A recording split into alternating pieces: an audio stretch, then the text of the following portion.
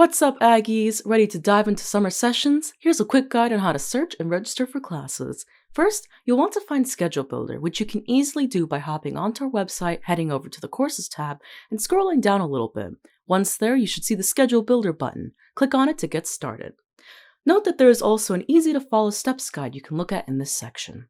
Once you click on the Schedule Builder button, it will redirect you to the page itself, although you might have to log in first. Once you have logged in, this is the first page you will see, and you are going to want to click on the drop-down menu and select the session you are planning to attend, but for now, we'll click on the first one.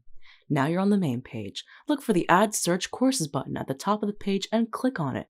From there, you can search for your desired course in various ways, by CRN, subject, instructor's last name, a keyword, or by days of the week and times. Once you've applied any searching filters, click on Search, and a list of courses with those specifics will show up. After you've found a class that fits your schedule and interests, hit Save. Your saved classes will appear on your home page under your schedule. The classes you save will live in this section and can be left there until you are ready to register. Happy class hunting, Aggies!